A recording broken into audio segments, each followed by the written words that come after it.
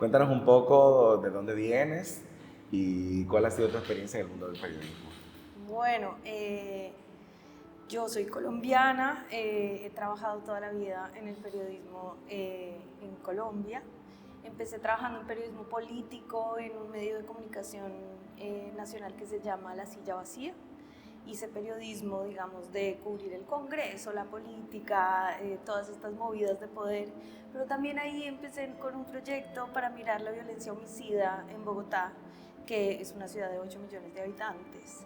Y ahí digamos que hicimos un proyecto para entender, para primero cubrir todos los homicidios que ocurrían en un pedazo de Bogotá donde viven 2 millones de personas, tratando de entender un poco los patrones, qué tipo de violencia era, por qué esa violencia, quiénes eran las personas que eran asesinadas y también hacerle seguimiento a la justicia. Era un poco un proyecto para celebrar la vida contando la muerte.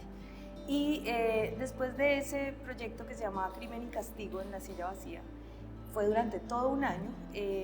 Yo llegué a 070. 070 es un medio digital e independiente alojado en una universidad, la Universidad de los Andes en Bogotá, y digamos que ese medio siempre ha tenido una perspectiva feminista.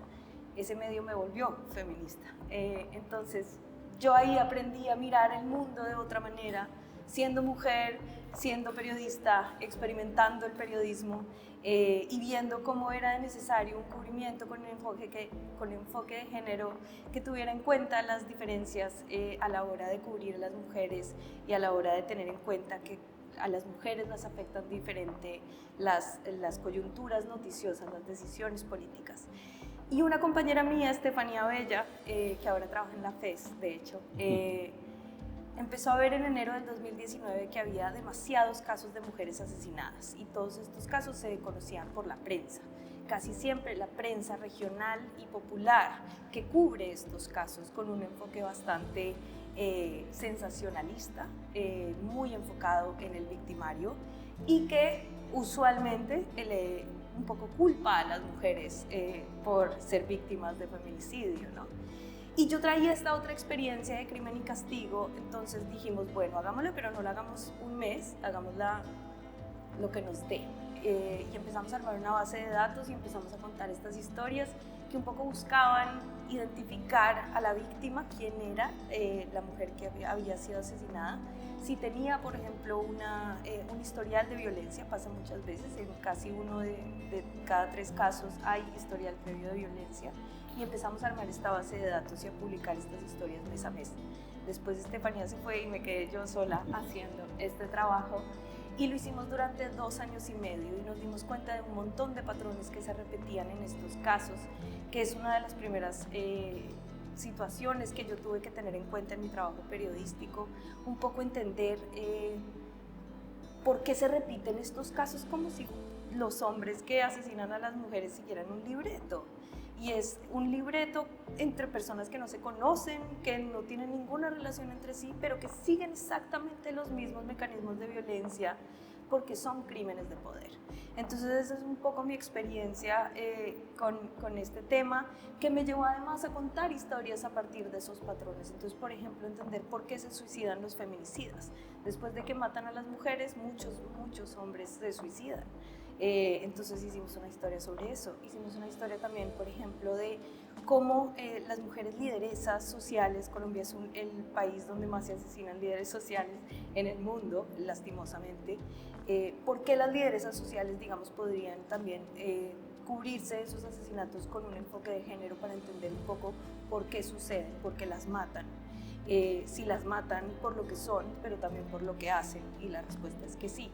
Y también hicimos historias para entender los asesinatos de las mujeres migrantes en Colombia. Colombia es el primer receptor de migración de mujeres y pues de personas en general venezolanas, y la violencia ejercida sobre ellas es bastante particular y bastante cruel.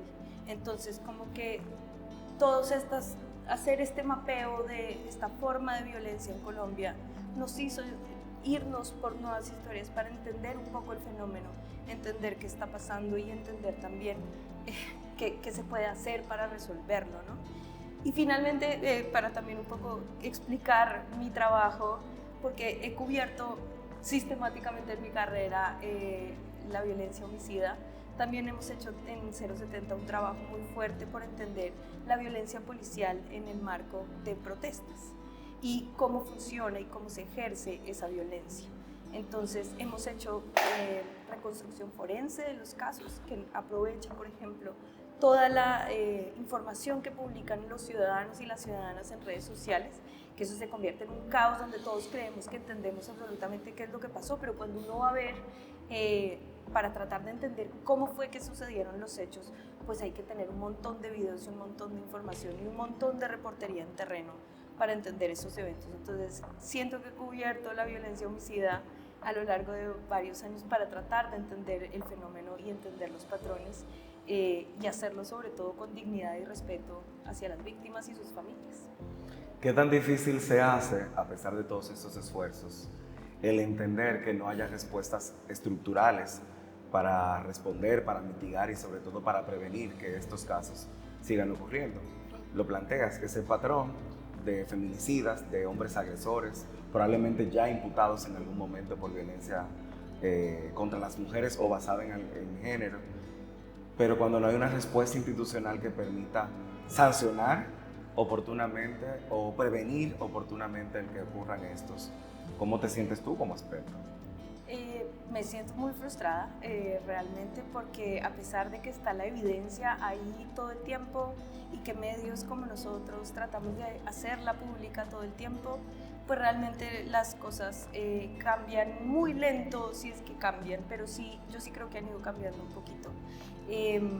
Entonces es frustración, pero también es un poco entender qué hay detrás de esto, y es un poco también el mensaje que he querido dar en todo este viaje a República Dominicana, y es que es muy importante entender el contexto. ¿Quiénes son las personas que asesinan a las mujeres en casos de feminicidios? Los hombres. ¿Y quiénes son las personas que controlan las leyes y que hacen las leyes, que ejecutan las leyes y que juzgan? También son en su inmensa mayoría hombres.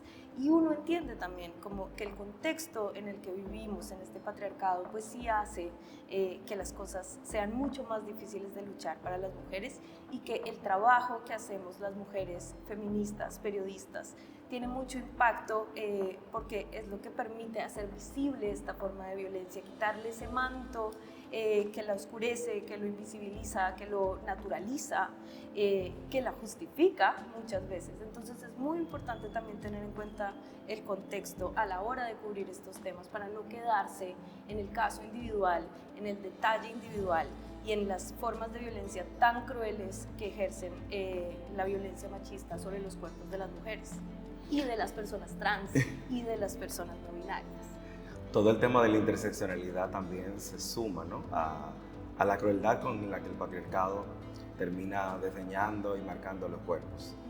Pero vivimos básicamente en una especie de probeta, porque estamos en un ecosistema de medios que termina no solamente justificando, invisibilizando en muchos casos todo el tema de la violencia contra las mujeres, sino que también la niega, como la niega el patriarcado y como la niega esa misma masculinización del poder. América Latina es un gran territorio donde esto sigue en una disputa constante, y ahí quizás preguntarte qué responder a quienes niegan ese tipo de violencia, a quienes niegan que tenga un componente específico bajo la temática de género. Pues digamos, yo creo que es una pregunta difícil, porque la única manera en la que yo como periodista y mujer respondo a esas negaciones es insistiendo en el tema, denunciando los casos y haciendo pública la evidencia. Creo que es una manera de mantener el tema en la agenda, que cada vez tenga más resonancia en la población, porque las mujeres somos la mitad de la población. Las personas con identidades sexuales diversas existen a pesar de que insistan en negarlo, y entre más nos unamos y pensemos que este es un problema colectivo, más podemos hacer como para cambiar estas mentalidades y para insistir en que debemos tener en cuenta este tipo de violencias a la hora de hacer nuestros cubrimientos. Discutiblemente. Hablemos un poco ahora de lo que te trae a República Dominicana. Okay. Vienes a compartir un proceso especial. Ya sé que estuviste por la universidad pública compartiendo con docentes de la Escuela de Comunicación y con estudiantes también. Y tienes un taller precisamente en el día de mañana. ¿Cuál es la idea de socializar esa experiencia, esos conocimientos? ¿Y cómo entiendes tú que también esto va a conectar de alguna forma con la realidad en que periodistas, en que activistas, también que tienen incidencia en medios, pudiera tener a partir de este encuentro? Bueno, me han dicho que hablar de feminismo o decir que soy feminista en República Dominicana es un tema difícil, que no está muy aceptada la manera en la que nosotras las feministas hablamos y discutimos, pero es muy importante hacer periodismo feminista hoy en día en América Latina, entendiendo estas cifras de violencia y entendiendo la opresión de la que seguimos siendo víctimas todos los días. Los roles de género que se nos asignan y que medio salirse un poquito de la línea en la que nos han un poco establecido, educado, criado, pues significa tener riesgos para nuestra seguridad y para nuestra vida incluso, y para nuestra salud mental.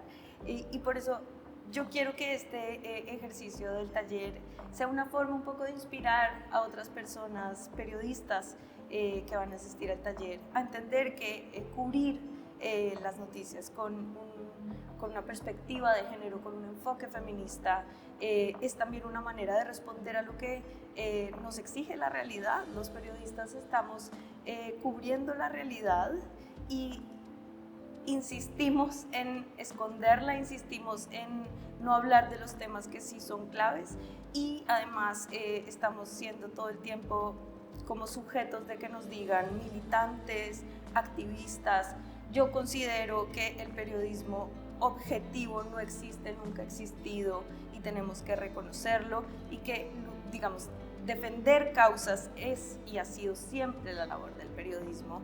Lo que pasa es que a veces defendemos causas que son tan socialmente aceptadas que se vuelven irrelevantes. Y el periodismo necesita ser relevante, el periodismo necesita llegar a la gente porque la gente se está aburriendo del periodismo, cada vez menos gente consume noticias, les generan ansiedad, les parecen aburridas, sienten que no les aporta nada a la vida y sobre todo sienten que no las entienden. Entonces un poco cambiar la narrativa y que el periodismo se vuelva relevante, que provoque, que genere discusión, es un poco a lo que nosotros en 070 le apuntamos y es un poco lo que yo quiero hacer en este taller con perspectiva feminista. Qué chulo, qué chulo. Cuéntanos un poco también, más allá de lo que pensamos desde Dominicana también, cómo se percibe esta realidad que, si bien es cierto, tiene un terreno compartido por formas que sabemos que son universales y socialmente también, sobre todo estando tan cerca en América Latina, pero también cómo se percibe esa realidad desde fuera. ¿Como sobre la violencia de género aquí? Exacto. Siento que hace falta mucho trabajo, realmente, siento que hace mucho trabajo para sensibilizar a las personas que cubren estas historias sobre cómo tener mejores prácticas para hacer un tratamiento más ético de la información.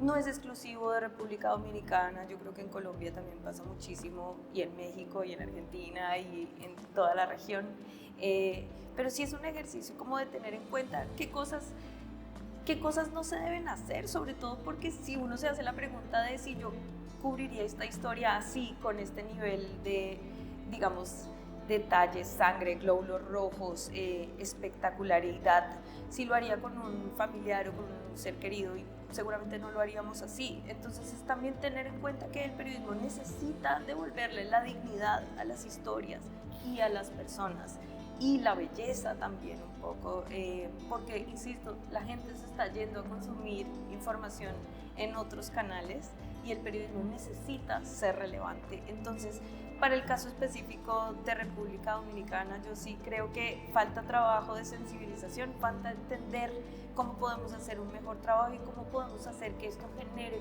conversación y que no solamente se quede en el caso individualizado de la mujer que asesinó su pareja de una manera cruel y que solo nos importan los detalles más sádicos del hecho. Más allá del morbo, también el tema de los formatos tiene muchas implicaciones, como dices. Hoy día la gente no quiere nada que les aburra, no quiere leer textos extensivos, quiere que todo sea más simple y que le genere menos dolores. Sin embargo, seguimos viendo que el morbo sigue siendo un caldo de cultivo para el consumo de la gente y lo vemos en redes sociales, sobre todo.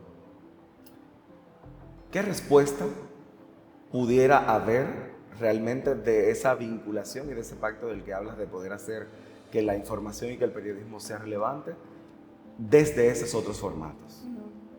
Bueno, yo creo que los formatos son claves, pero también son claves, digamos, hay que entender que el periodismo digital, por ejemplo, no es exclusivo a la tecnología, no es que por uno tener un dron que esté sobrevolando y haciendo, digamos, como tomas espectaculares, ya se resolvió el problema y todo el mundo lo va a querer ver, de hecho no. Lo digital es también entender las rutinas de consumo de la gente, cuándo los están consumiendo, qué están consumiendo y por qué y desde dónde también. Entonces es como también entender que el periodismo tiene que fijarse en esas rutinas de consumo para llegarle al público y para generar esta conversación y entender de una vez por todas que los dueños de la información ya no somos los medios de comunicación, sino que son Facebook y Google y ahora Twitter con Elon Musk. Entonces como que hay que entender que esas situaciones han cambiado, que ya no somos el periodismo del siglo XX que imponía la agenda, sino que ahora tenemos que adaptarlos a la nueva realidad y la sociedad se mueve muchas veces más rápido que los medios. Entonces que tenemos que andar por ahí. Pero voy a decir algo que va a resultar polémico y es que yo sí creo que hay elementos muy importantes de la crónica roja y del periodismo sensacionalista que son importantes. Por ejemplo, el tono, la manera en la que le hablan a sus audiencias, la cercanía con la que hablan, los temas que tratan que son cada vez más cercanos a la gente.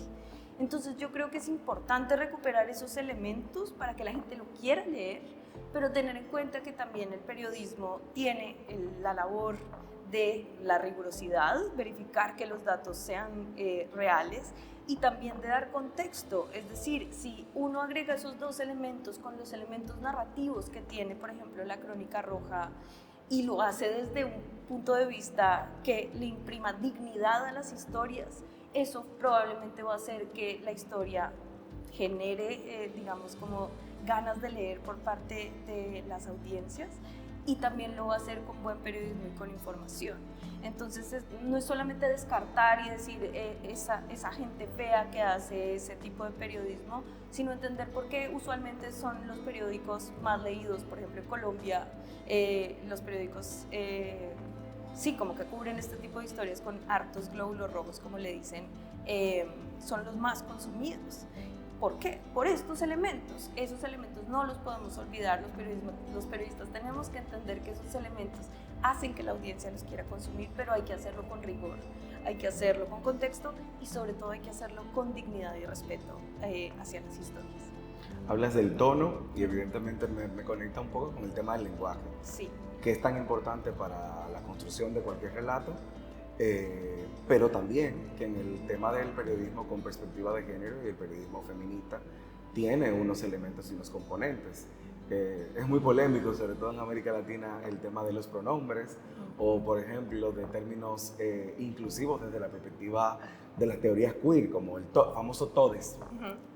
¿Cómo lo ves tú? ¿Ves realmente que haya un campo de aplicación de todos estos nuevos formatos de lenguaje que también pudieran adaptarse al periodismo? Pues yo creo que el periodismo es feminista porque o será con todes o no será. Y el periodismo es queer, es fluido, cambia. Entonces, por lo tanto, también estos elementos son importantes incorporarlos al periodismo. Y el lenguaje incluyente es muy importante porque lo que no se nombra no existe. Entonces, nosotros, por ejemplo, en 070 sí hemos intentado aplicar el lenguaje incluyente en nuestras historias. Siempre habrá los troles de redes sociales que dicen que por favor vayamos a mirar la Real Academia de la Lengua Española, pero la Real Academia de la Lengua Española cambia y incluye nuevos términos porque el lenguaje es dinámico, el lenguaje es fluido, el lenguaje es queer. Entonces yo sí creo que hay que incorporarlo y hay que entender que las identidades sexuales diversas existen y que deben tener un espacio en la prensa porque nosotros estamos contando la realidad. Y precisamente ante esos elementos de resistencia, siempre el persistir, el insistir, termina siendo un caldo de cultivo. ¿Cómo ves tú, quizás que en tanto la realidad colombiana como dominicana, estén fuera prácticamente el relato de elementos desde la perspectiva propositiva o positiva de todo lo que tiene que ver con la vida de las identidades no heterosexuales? Pues es una negación, es insistir en el ocultismo y sobre todo es insistir en una agenda antiderechos que le está haciendo daño a mucha gente. Entonces, yo creo que es muy importante entender que estas realidades existen y que es muy importante cubrirlas y cubrirlas desde perspectivas, insisto, que generen conversación, que generen debate, que hagan que los medios volvamos a ser relevantes en la vida de las personas y que un poco este es el primer paso para que la sociedad cambie sus mensajes, para que la sociedad cambie sus discursos y para que se reconozcan los derechos de las personas que habitamos en este planeta. Mira, no puedo cerrar la entrevista sin preguntarte de cómo anda la situación en Colombia. Sabemos que Colombia viene de un elemento histórico de 100 años que acaba de cambiar con la elección de un nuevo presidente, pero que además en los últimos 5 años había vivido una escalonada, luego de la firma de los acuerdos de paz, de violencia sistemática, de movimientos sociales, sobre todo con muchos jóvenes en las calles que probablemente no entraban en la cobertura de información internacional con la perspectiva en que desde las calles o desde los colectivos, el feminista, igual la comunidad LGBT y otros y otras, no entraban. ¿Cómo lo percibes tú como periodista desde esa realidad local? Bueno, nosotros venimos desde 070, insisto, hicimos un cubrimiento de las elecciones presidenciales con enfoque en lo que quieren y esperan los jóvenes y las nuevas ciudadanías. Los grupos de mujeres, los grupos de personas que defienden el medio ambiente por encima de las empresas económicas, la movilización social como un derecho, la protesta, el reconocimiento de los derechos de los jóvenes a recibir una educación digna y de calidad y también a entrar a puestos de empleo formales y justos. Y fue un trabajo que hicimos además en alianza porque el periodismo que hace 070 es colaborativo, creemos que es la única forma de fortalecer el ecosistema de medios y de entender que la gente tiene opciones de informarse diversas y que si lo hacemos en red no solamente vamos a promover que más gente, digamos, llegue a esos contenidos y interactúe con esos contenidos, sino que además seguramente le va a meter mucha más calidad a los productos periodísticos. Y lo hicimos con 5 medios regionales, o sea, no localizados en Bogotá, alternativos y universitarios.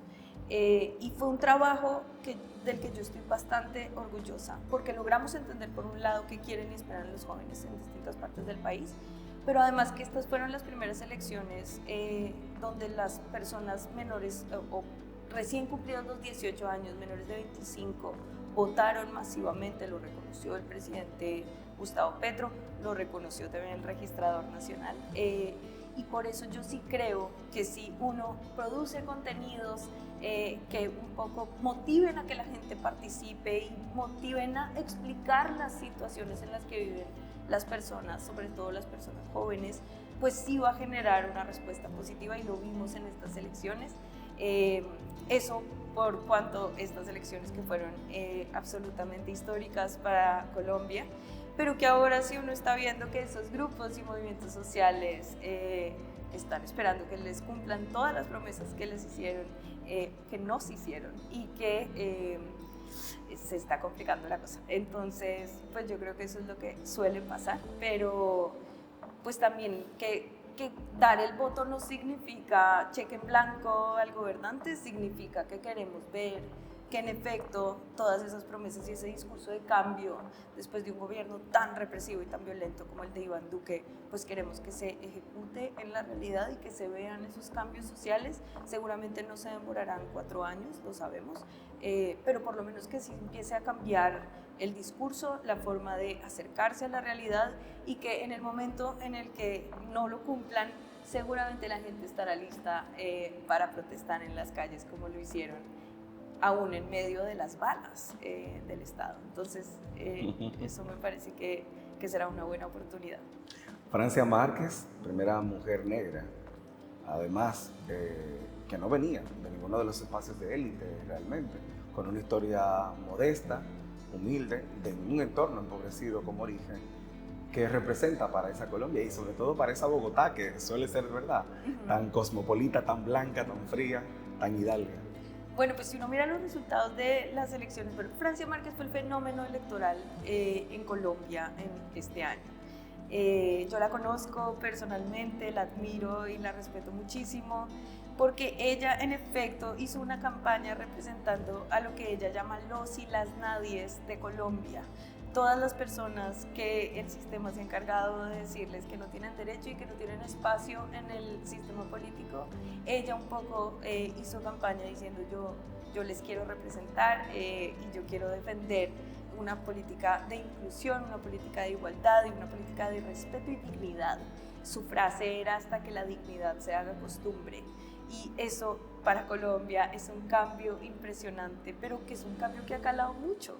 Y de hecho, si uno mira los resultados que tuvo, digamos, pues Francia ya en fórmula vicepresidencial con Petro, pues ganaron sobre todo en los extremos del país, la costa norte, el Pacífico, pero también ganaron en Bogotá, porque Bogotá es una ciudad progresista, yo creo, a pesar de que mucha gente no quería mucho a Gustavo Petro porque fue alcalde de Bogotá. Votaron masivamente por él y votaron masivamente los jóvenes y las mujeres por esa fórmula vicepresidencial, porque representa a mucha gente y representa esa necesidad de cambio y de que dejemos un poco de vivir en este oscurantismo en el que no tenemos derechos, no tenemos representación y sentimos que la política solamente es una porquería. No, hay espacio un poquito para la esperanza y creo que eso lo demostraron esas elecciones. ¿Cómo es el periodismo y cómo es el mundo que sueñas? Oh, wow. Yo me sueño un periodismo que no sea feo y aburrido, un periodismo que incluya la belleza en sus narrativas y un periodismo que genere debate y conversación, porque por lo menos a la audiencia que nosotros le apuntamos es una audiencia que entiende que la información es lo que necesita para activarse políticamente. Me imagino un periodismo más performativo, más presente, más offline y que un poco lleve a que la gente discuta, debata y que provoque, sea un periodismo que provoque.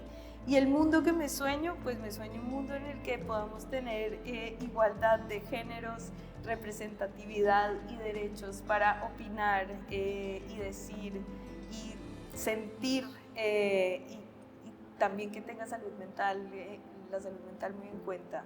Yo creo que como periodistas y después de haber cubierto tanto tiempo, tanta violencia y estar expuesta a tanta violencia, cada vez considero más que los periodistas tenemos que hablar de nuestra salud mental, tenemos que hablar de cómo nos impactan cubrir reiteradamente estas tipo de noticias, y me sueño un periodismo colaborativo en el que podamos hacer red para cubrir diferentes historias y no simplemente quedarnos en la chiva y el individualismo y el periodista que estaba atrás en el bar con su whisky, como dice Martín Caparrós. No, un periodismo mucho más activo, mucho más colaborativo y mucho más en red. Muchísimas gracias. A ti.